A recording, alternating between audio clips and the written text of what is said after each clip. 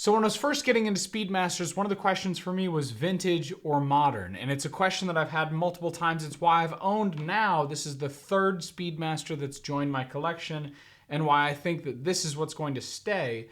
But that question, I think, nags a lot of collectors. Vintage versus modern, what to look at, what to consider, and how to buy a vintage watch. I'm gonna try and cover all of that stuff. Introductions first. This is the modern Speedy, the 3861 movement in the back with the coaxial escapement, thanks to George Daniels.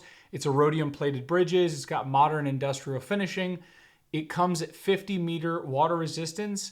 It retains the lateral clutch from the 861. It comes with a modern bracelet with the extreme taper from 20 millimeters at the lugs down to 15 millimeters at the clasp. The modern example does feature an on-the-fly adjustment system, and this has a sapphire front and sapphire case back to see the 3861 in all its refined glory. The other one here is my new watch in my collection. It's a watch I've lusted after and I've considered ever since I decided that I wanted a Speedmaster in my collection. This is the 145.022-69. The first part of that, the 145-022, is a long-standing model line within the Speedmaster from 1968 to 1986. But within those decades, a lot changed, and that's where the dashes come in.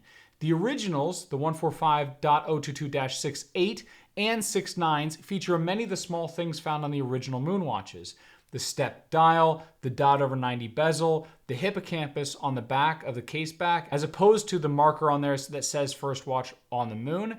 It's not identical to the vintage example that the astronauts wore on the moon that had the 3-2-1 movement in the back, because you lose the applied logo and you lose a few other markers here that you would have seen on that model.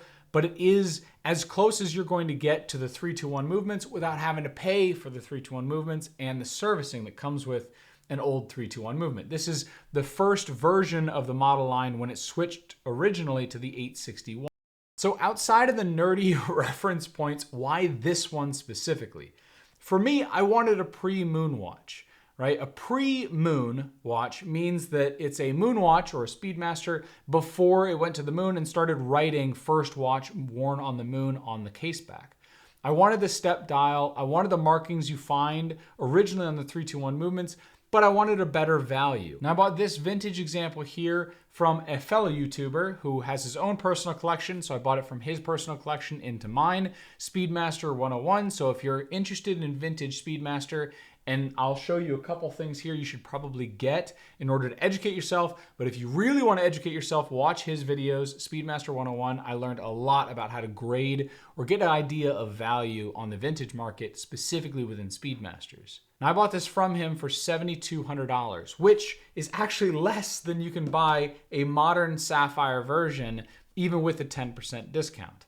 Now you can look at a model from 1969, 1970 roughly, compared to a modern example, 55-year difference, and this is still a little bit less, despite all the heritage and all the extra features on here that I really enjoy. So for me, it was a no-brainer. I wanted a watch that was made by the same hands, the same people who built the original Speedmasters. Now, one other happy accident, this bracelet right here didn't come original on the watch. This actually was bought by Uncle Seiko. You can see the collar back here. So this has solid links, solid end links, and this was bought originally for the 3861 right here, but it actually fits this vintage example just fine, which is great because now I have a bracelet for this version. It didn't originally have its original bracelet. Now I know this isn't the correct bracelet for this model line, but I like the look and it fit and I already had it, so I think it works well. So which should you buy? Now that's a question only you can answer, to be fair, but I'll give counterpoints for each one. If you're looking at modern, you get water resistance. You get the 3861 movement with the coaxial technology and a silicone hairspring, which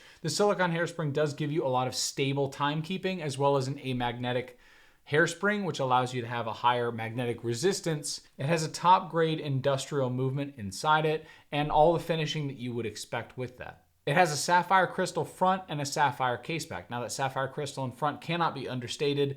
I think it's a great convenience for people that do wear their watches every day. It has an applied logo on the front, and then the bracelet obviously is something most people really enjoy. The taper, how it articulates, how it fits your wrist.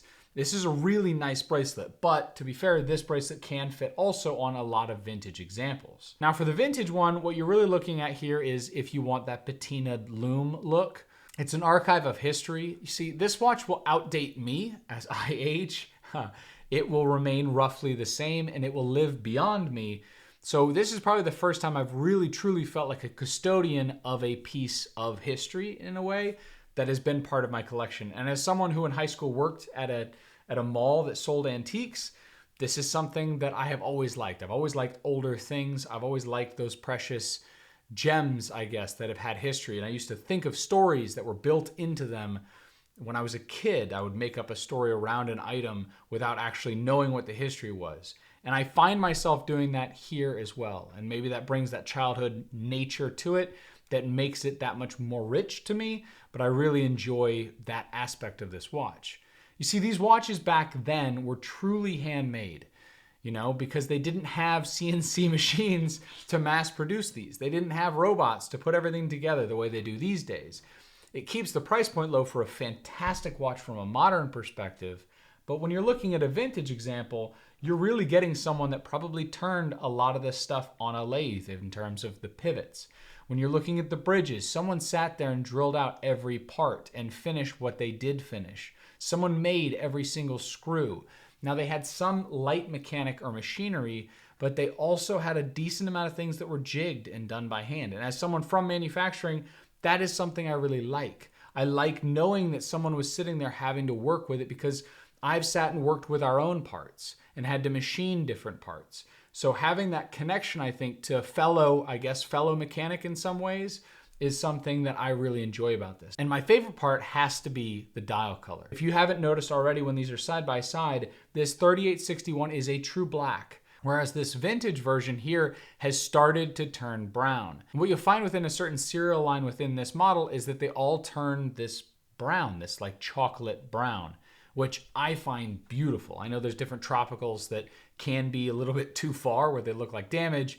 This, I think, is gorgeous. It adds a little hue to it in the sunlight that I never expected really to notice that much or to really enjoy.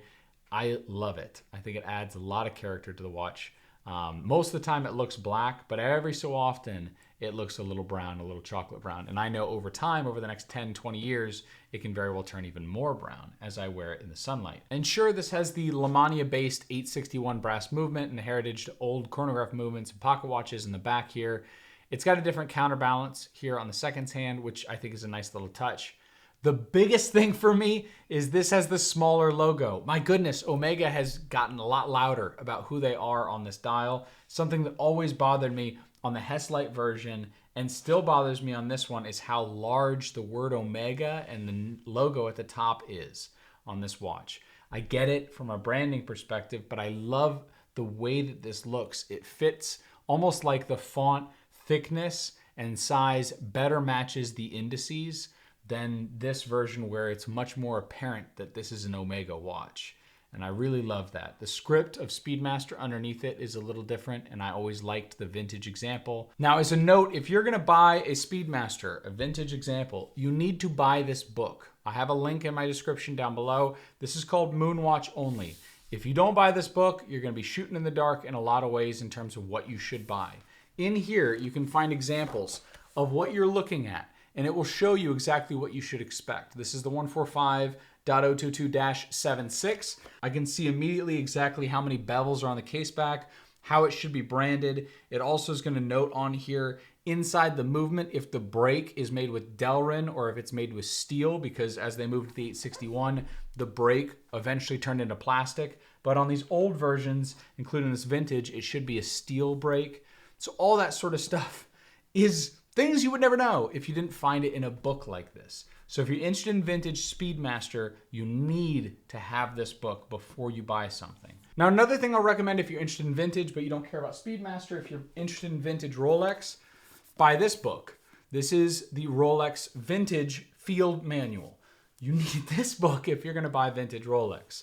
This goes over the same sort of information, different model lines, what you should expect, what is and isn't valued.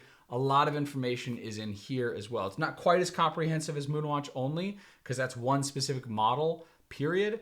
This is very good at an entire brand, but still, you need this if you're also gonna buy vintage Rolex. If we don't kid ourselves, we know the reason we buy a watch is an emotional decision. Now, there's a lot of logic that we use to back it up. It has a coaxial movement in it. It has METAS certification. It has all these other points to it as to why to purchase the watch. The only reason you keep a watch is the emotional connection to it. It's either the stories you build around it or the sort of emotion that it gives you when you wear it. Those are really the only reasons. The purchasing period of time, what you bought it for, the bargain that you got, none of that stuff really is going to make it last within your collection. It's more about how it makes you feel, which is why the price point doesn't matter. This is a $1,000 watch from Ming. This is a $5,300 watch from Cartier. It doesn't matter between the two. If you have more of an emotional connection to this watch, or you like looking at it, or you like wearing it, this is going to mean more than the Cartier, regardless of the name on the dial or whether it's white gold or steel. And if I'm honest with myself, over time what I've done is headhunt a lot of the icons, the classics, the Speedmaster, the Submariner, the Explorer 2 that I have right here, different Cartier watches. I've had in and out of the collection, but the only things that have made them stay has been how it makes me feel or the stories that I've built around the watch. And that's it. And I think I've started to notice that, started to embrace it, and that is why I'm probably going to start going even more vintage. So in the end, the question between modern and vintage is up to you. It has a lot to do with what you wear and how you like to wear it and what you like. But make the choice knowing exactly what to expect and making the right decision during the purchase. If you're also getting into vintage watches and you want to talk about it with me, let me know in the comments below. Till the next one, take care.